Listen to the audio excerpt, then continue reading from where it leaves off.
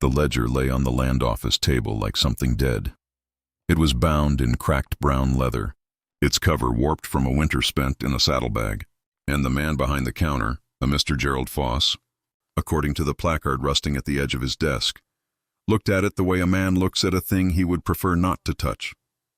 The morning light coming through the single west-facing window of the Harwick County Land Office was the color of old tin, flat and without warmth, and it fell across the ledger's cover and across the hands resting beside it, and revealed nothing remarkable about either.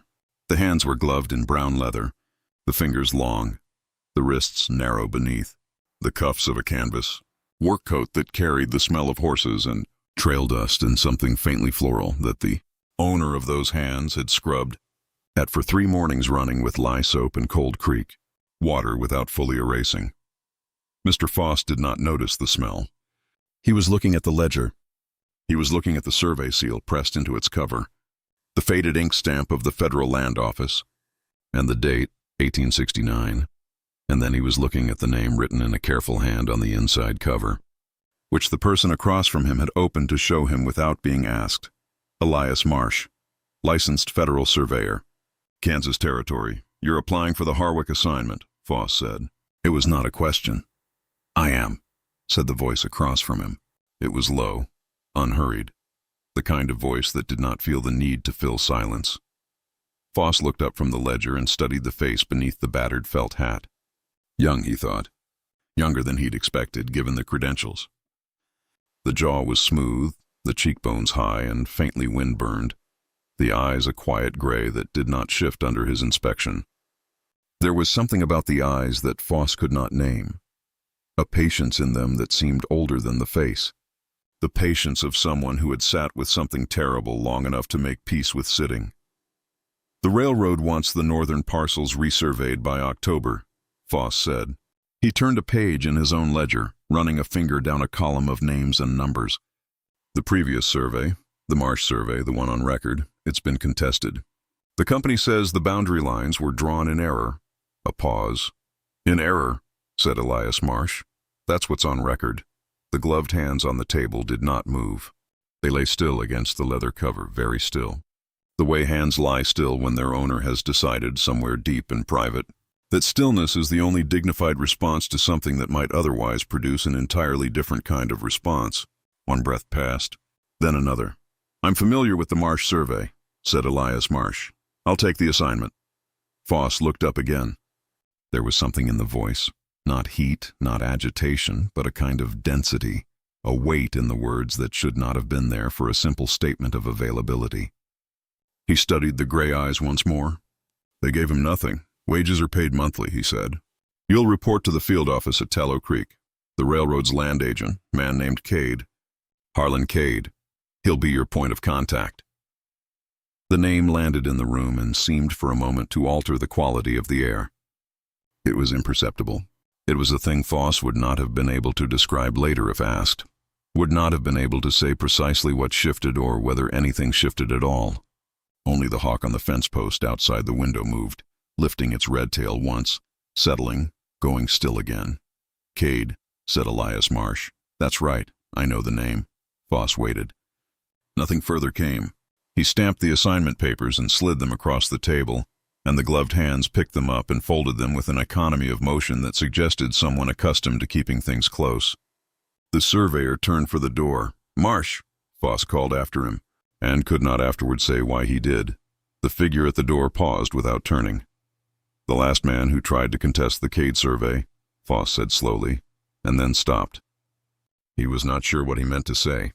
He was not sure there was anything worth saying. Just mind yourself out there, he finished. The door opened. The gray light of the Kansas morning swallowed the figure whole. The hawk lifted off the fence post and did not return. Her name was Eleanor Marsh.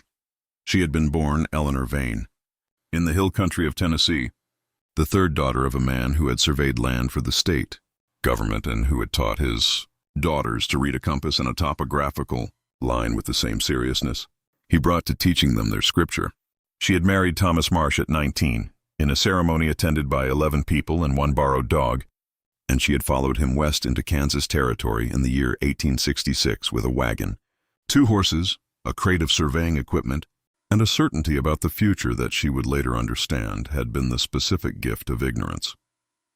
Thomas was a good man. He was also a thorough one and a meticulous one, and he had the surveyor's particular faith in precision, the belief that if something was measured correctly and recorded faithfully, it would endure. That the record itself was a kind of justice. He had been wrong about that. Or rather, he had been right about it in a world that no longer existed. A world that predated Harlan Cade and the Kansas Pacific Railroad and the particular species of corruption that arrived in a territory not long after the rails did. Traveling in leather satchels and sealed documents and the unassailable language of federal authorization, Eleanor had watched it happen with the helpless clarity of someone standing at a window watching weather come in. She had watched Thomas ride out in August of 1871 to meet with Cade's men at the northern boundary of their claim, the 480 acres that Thomas had surveyed himself, had filed correctly, had built their house upon and their life upon for 5 years. She had watched him return that evening quieter than usual, with a set to his jaw she recognized as the set of a man who has been told something he cannot yet make himself believe. She had listened while he told her what Cade's men had said, that the original survey had contained errors, that the federal filing had been reviewed and found deficient, that the land would be required for the railroad's northern spur. She had sat with him at the kitchen table while he spread his survey notes before him and showed her, line by line, measurement by measurement, the irrefutable correctness of everything he had recorded. She had watched his hands on the paper. They had been steady. That steadiness had frightened her more than anything else. Thomas Marsh died in the November of that same year. 3 months after Cade's men had arrived and 6 weeks after the county court had ruled in the railroad's favor. The doctor wrote pneumonia on the death record. Eleanor did not argue with the word. She understood that pneumonia was the correct name for what happened to the body, and that there were other names, quieter and more accurate names, for what had been done to the man before the body followed. She buried him on a cold Tuesday morning in ground that no longer legally belonged to her. She stood at the grave with her hands at her sides and did not cry, because she had already understood by then that grief and purpose were not compatible states, and she had chosen. It had taken her 11 months to prepare. She had her father's surveying equipment, packed carefully in its original case, the brass fittings wrapped in oilcloth. She had Thomas's survey notes, not the original ledger, which had been taken by Cade's men during the legal proceedings and had not been returned, but Thomas's private record book, the one he kept separate from his official documentation, the one he had tucked behind the loose stone in the kitchen hearth the night after the first meeting with Cade. Saying nothing to Eleanor about why he did it, looking at her only for a moment before turning back to the fire. She had that book. She had spent 11 months studying her father's old manuals, practicing the measurements in the fields outside her sister's farm in Missouri, training her voice, training her posture, training the 1,000 small habitual things that a woman does without noticing she does them, coaxing them toward their opposites. She had cut her hair in June. She had wept once briefly at the mirror, and then had not wept again. She rode into Harwick County on a gray Thursday in September 1872, with Thomas's ledger in her saddlebag and Thomas's name on her papers, and a red-tailed hawk that had followed her, inexplicably, from the Missouri border, lifting and settling and lifting again on the fence posts and cottonwood branches along the trail as though it had somewhere to be and had decided her direction would do. Tallow Creek was a railroad town in the way, that all railroad towns were railroad towns in that decade, which is to say it had been something else first, something slower and more human in scale, and the rails had arrived and reorganized it according to the railroad's requirements rather than its own. There was a main street of the requisite width, wide enough for freight wagons to pass in both directions without slowing, and on either side of it the buildings that frontier commerce required: a general store, a saloon, a bank with a facade of ambition its interior did not quite support, a land office that was a secondary outpost of the one in Harwick proper, and a boarding house run by a woman named Ada Coles who had the flat, watchful eyes of someone who had survived several iterations of this exact kind of town and had learned to find them amusing rather than alarming. Eleanor had chosen the boarding house deliberately. She had chosen Ada Coles deliberately. She had made inquiries, in the quiet, persistent way she had made all her inquiries over the past 11 months, and what had come back to her was consistent.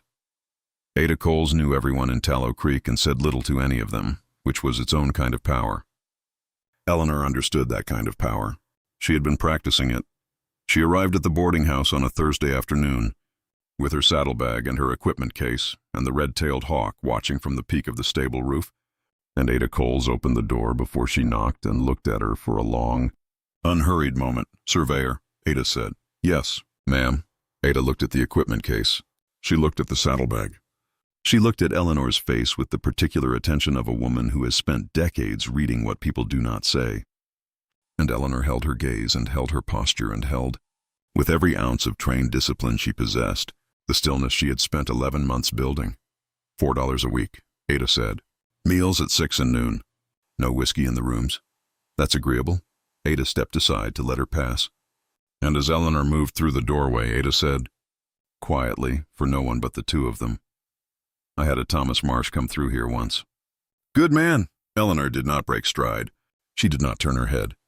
She felt the words move through her like cold water, and she kept walking, kept her hands loose at her sides, kept her face composed and forward-looking. "I don't know the name," she said. Ada said nothing further.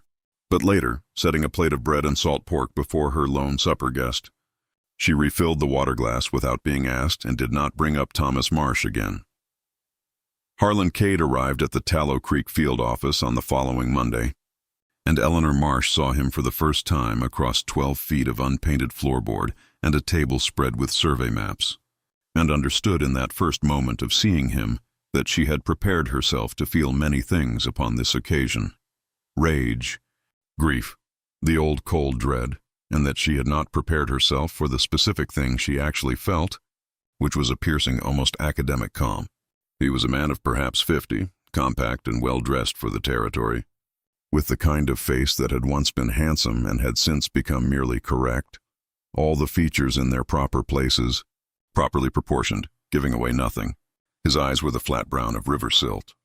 He moved with the ease of a man who had never, in his adult life, entered a room where he was not the most consequential person present. He looked at Eleanor, at Elias Marsh, and he looked at the survey, credentials on the table, and he looked at the name on the papers, and something moved briefly behind the flat brown eyes. It was there, and then it was gone. "Marsh," he said. "Mr. Cade. Unusual name for a surveyor out here." "It's a common enough name in Kansas," Eleanor said. "My father's people were from Leavenworth." Cade looked at her for a moment longer. Then he looked away. "I trust Foss explained the scope of the work. The northern parcels. New boundary lines for the railroad's land acquisition." "That's right." He turned to the maps, tracing a line with one finger. The line that had been Thomas's line. The line Thomas had measured and recorded and staked with his own hands in the summer of 1869. The previous survey placed the boundary here. The railroad's position is that the true boundary lies 400 yards east. 400 yards. Eleanor looked at the map. She kept her face very still. 400 yards east of Thomas's line was the creek, and beyond the creek was the high ground where Thomas had built their house, and below the house was the root cellar, and in the root cellar, behind the south wall where the timber met the stone. Eleanor had good reason to believe that something was hidden, something that Thomas had known toward the end, that he might need to hide. "I'll need to walk the ground before I can work from the maps," she said. "Of course," said Cade. "I'll send a man with you. I work alone." He looked at her again. That same measuring stillness. "Suit yourself," he said at last. She walked the northern parcels for 3 days, alone as she had required, taking measurements that were real measurements done with real precision, because she had no intention of building whatever came next on fraudulent ground. She worked methodically, moving the surveyor's chain across the dry autumn grass, recording the figures in Thomas's private notebook, and then transcribing them to her official record, and the hawk moved with her, always at a distance but always visible, a rust-red shape against the pale sky, lifting from fence post to fence post as though it too were conducting a survey of the territory, taking its own account. On the second afternoon she walked the creek line to the eastern boundary of what had been their claim, and she stood on the bank and looked across at the high ground where the house still stood. It had been occupied briefly by a railroad man and then vacated. She could see from here that the door was hanging wrong on its hinges and that the kitchen garden had gone to seed. The sight of it did something to her chest. A pressure. A tightening. Not grief exactly, or not only grief, but grief mixed with something purposeful that kept it from becoming merely painful. She did not cross the creek that day. She was not ready. And there was someone watching from the ridge above the house, a man on horseback, too far to identify, sitting with the particular motionless attention of someone who has been told to observe and who is taking the instructions seriously. She turned back to her survey chain and wrote down a number. The man on the ridge was Cole Whitfield. She learned his name that evening from Ada Coles, who offered it with the same flat neutrality with which she offered the bread basket. Deputy Marshal, Ada said. He came down from Abilene 6 months ago. Cade uses him for various things. What kind of things? Ada picked up the empty water glasses and considered the question. The kind of things a man like Cade prefers not to do himself, she said, and went to the kitchen. Eleanor thought about this as she sat alone at the table in the remaining lamplight. She thought about the man on the ridge and the motionless quality of his attention, which had not felt predatory to her in the way she had expected, had felt instead like the attention of someone doing a job he had not fully decided he believed in, watching something he had been told to watch without yet knowing what he was supposed to be watching for. She was wrong about many things in those early weeks. She was not wrong about that Cole Whitfield had come to Tallow Creek because he had been sent there by a territorial marshal named Briggs, who owed Harlan Cade a favor and who had communicated this obligation to Whitfield in the form of an assignment that was explained to him as routine and that had revealed itself, incrementally, to be something rather different from routine. His job, as Briggs had described it, was to provide security for the railroad's survey operations, to be present at the land office, to accompany the survey teams on request, to dissuade any local landholders who might take exception to the new boundary determinations from taking that exception in a physical or legally complicated direction. It was the kind of assignment that a man of Whitfield's experience could execute without requiring too much additional information. And he had executed it, and he had tried, as was his habit, to ask as few questions as possible about the information that was not being provided. But Cole Whitfield was a man whose native faculty was observation. He had not chosen this faculty. It had simply been the way his mind worked since boyhood, the noticing of things that were slightly wrong, the small discrepancies between what was said and what the body of the person saying it was simultaneously communicating. He noticed the way Foss at the land office stiffened when Cade's name came up. He noticed the way the men at the saloon stopped talking at certain times and started again. He noticed, when he rode the boundary lines, the way the soil changed character just east of the creek, the way the survey stakes Cade's men had put in were planted in ground that looked, to a man who had grown up on farming land and knew what worked, ground felt like underfoot, as though it had been worked, as though someone had lived on it. He noticed the surveyor. He noticed the surveyor from the first afternoon at the field office, the way you notice a thing that is almost right but not entirely right, not different enough to name the difference, but different enough that the noting happened before the reasoning did.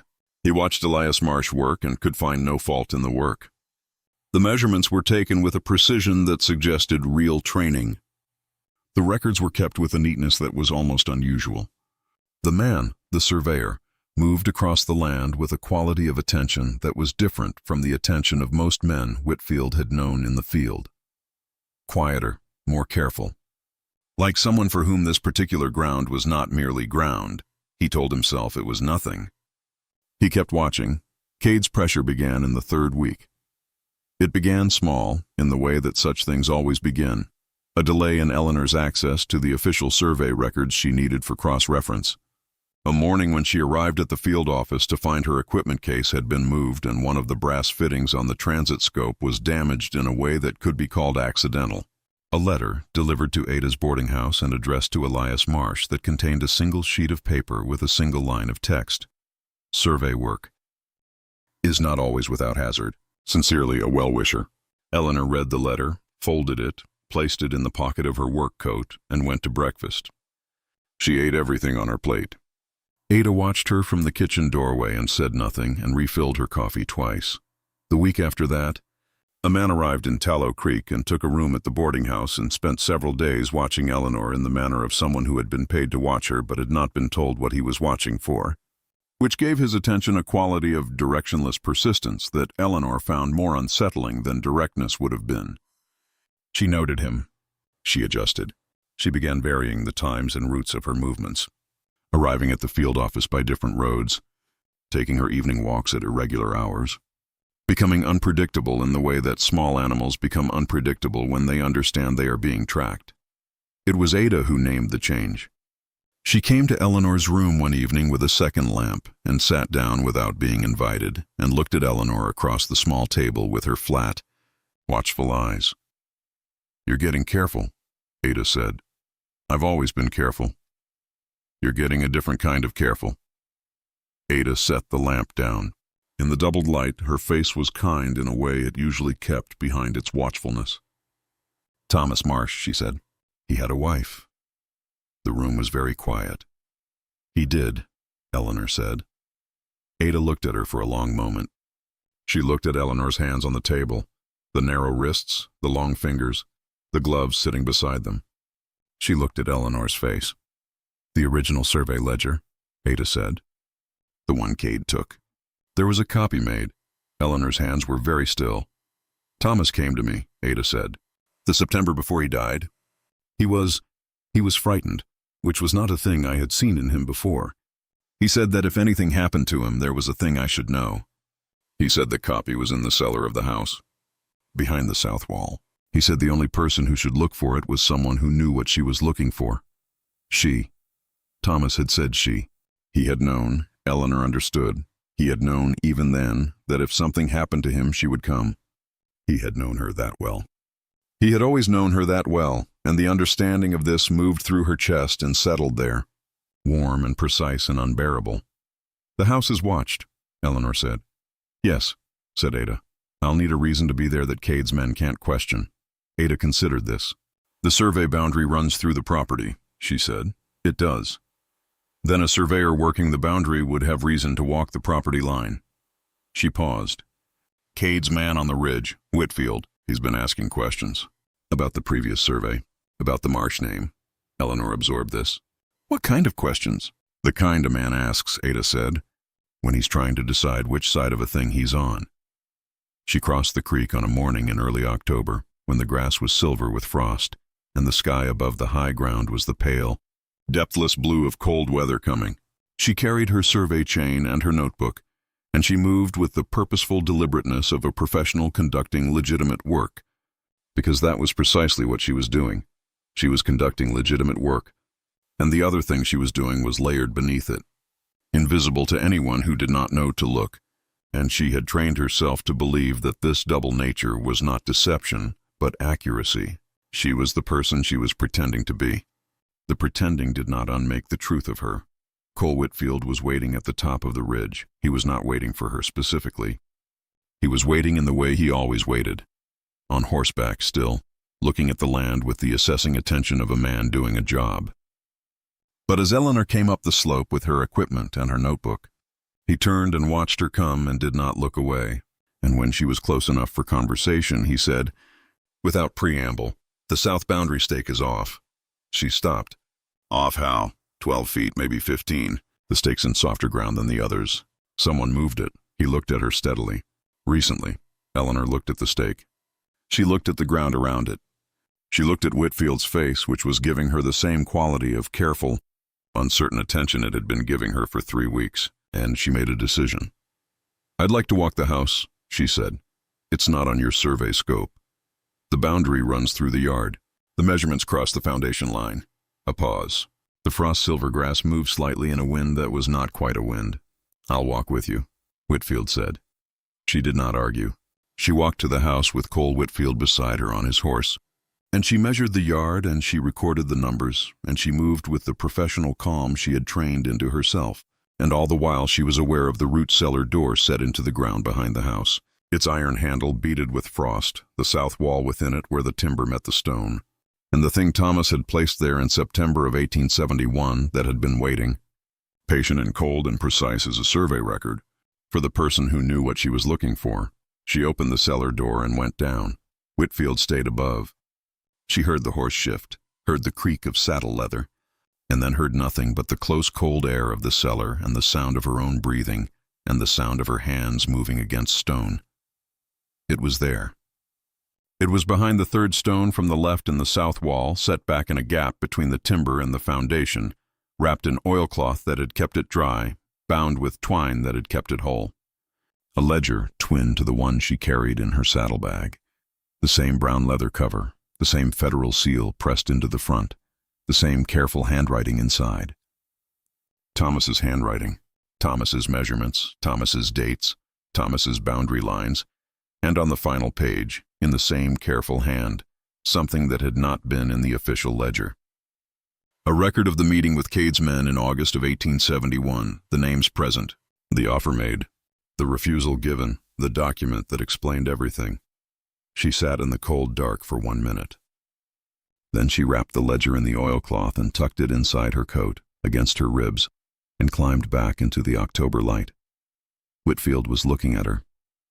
Not at her equipment case, not at the yard, not at the distant line of the creek below. At her. He had the look of a man who has been adding numbers in his head for some weeks, and has just arrived at a sum he did not anticipate. Elias Marsh, he said slowly. That name. That specific name.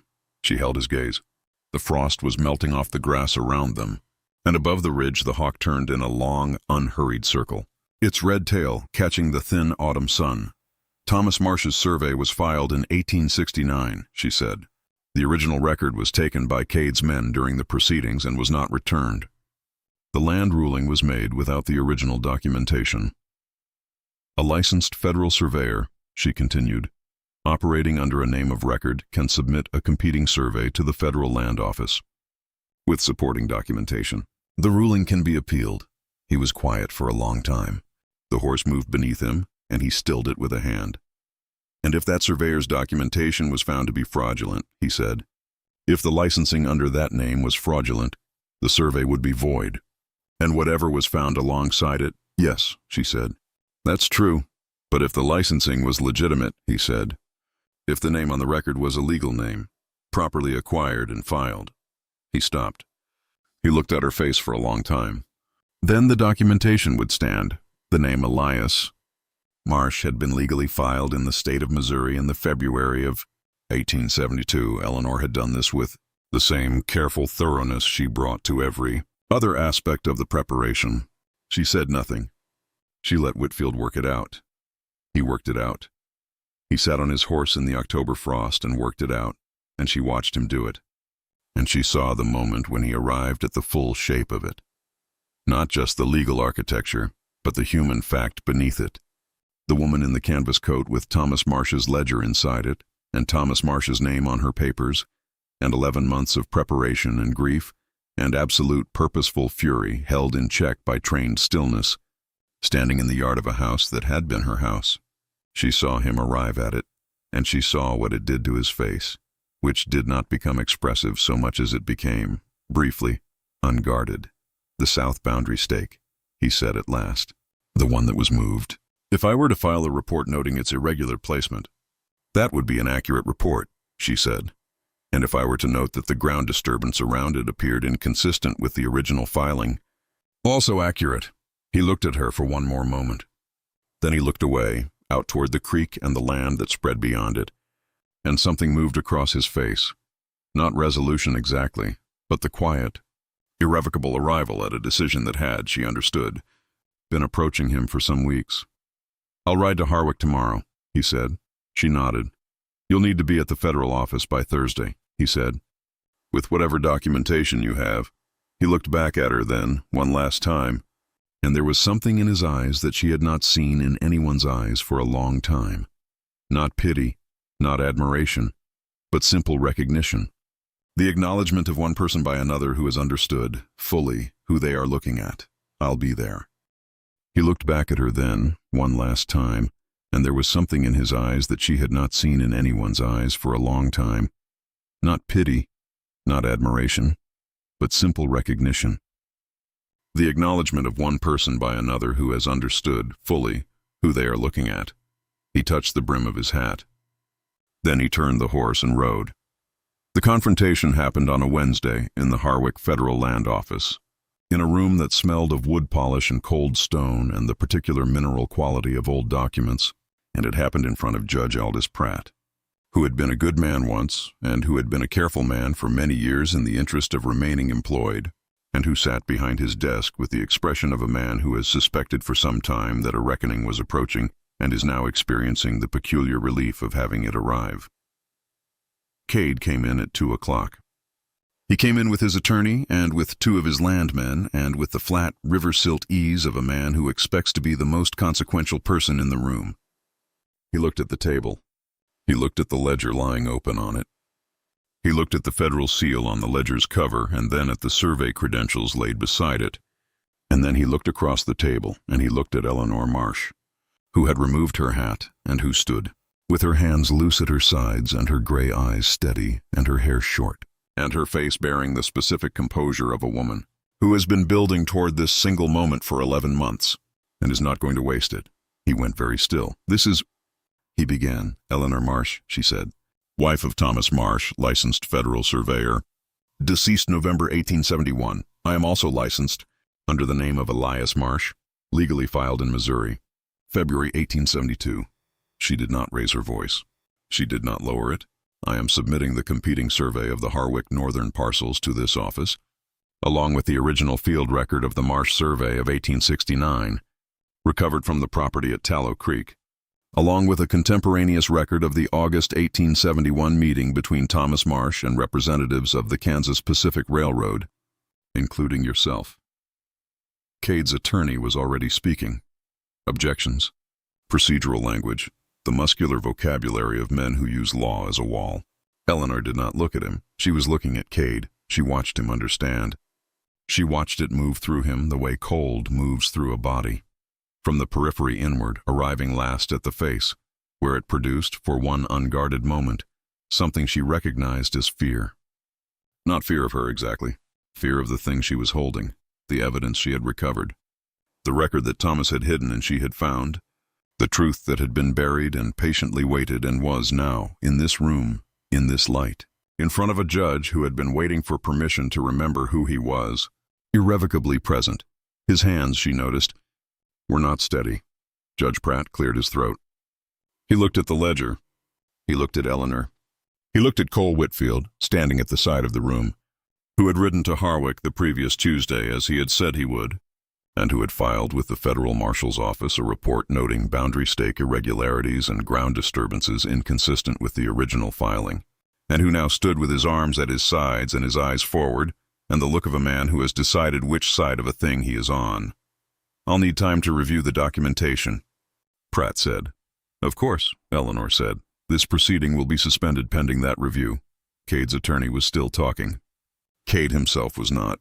He was looking at Eleanor across the table with the flat brown eyes and the correct, expressionless face, and Eleanor looked back at him and held his gaze with the patience of someone who has been holding it, in one form or another, for over a year, and what passed between them in that moment was not satisfaction and was not victory, because Eleanor Marsh was a thorough woman who knew that what was happening today was not an ending but a beginning, and that the truth, now that it was out and documented and submitted into the legal record, still had to make its slow, procedural way through the machinery of the courts.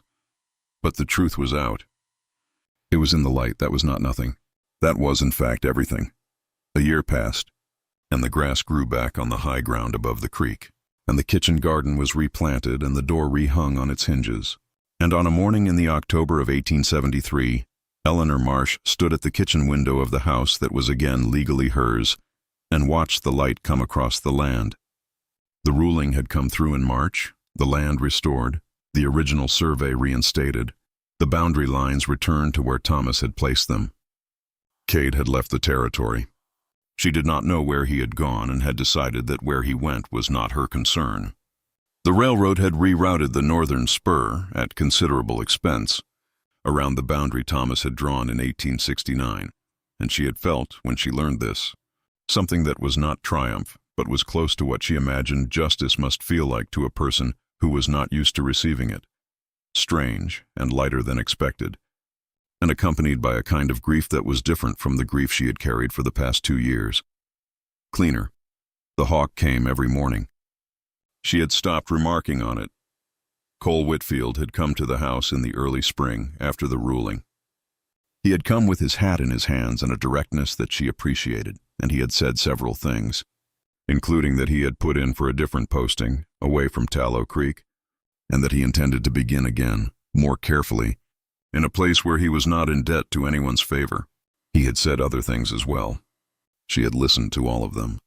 She had been direct in return, which she thought was the least she could do for a man who had helped her when he had not been required to, and what she had said to him was, "Come back in the spring, and they would see." He had nodded, which was the right answer, and had gone, which was also the right answer. It was October. He was coming back next week.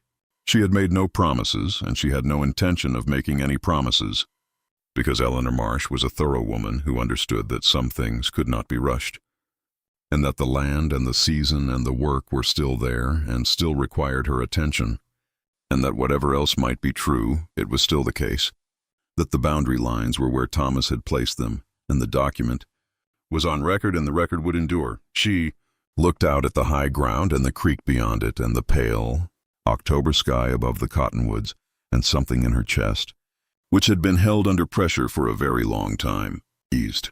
Outside on the kitchen sill, the hawk landed. It tucked its wings.